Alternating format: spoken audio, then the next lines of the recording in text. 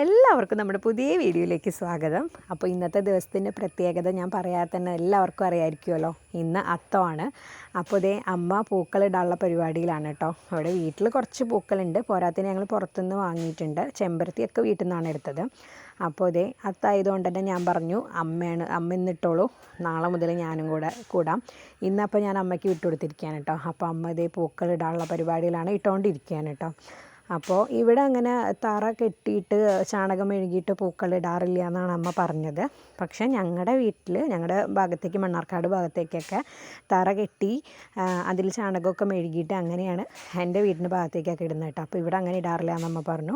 അങ്ങനെ പൂക്കളും ഇടൽ പരിപാടികളൊക്കെ കഴിഞ്ഞിട്ട് ഞങ്ങളിത് പലഹാരം കഴിക്കാൻ വേണ്ടി വരികയാണ്. പുട്ടും ഇഷ്ടവും പപ്പടമാണ് കേട്ടോ ഇന്നത്തെ പലഹാരം. അപ്പോൾ ദർശു എണീറ്റിട്ടുണ്ടായിരുന്നില്ല. അവൻ എല്ലാം കൊള്ളാക്കുമെന്നാണ് വിചാരിച്ചത്. പക്ഷേ ഒന്നും സംഭവിച്ചില്ല. അവനത് ഭാഗത്തേക്ക് തിരിഞ്ഞു പോലും നോക്കിയില്ല. അപ്പോൾ ഇന്നത്തെ വീഡിയോ ഇത്രയേ ഉള്ളൂ. Tata bye bye.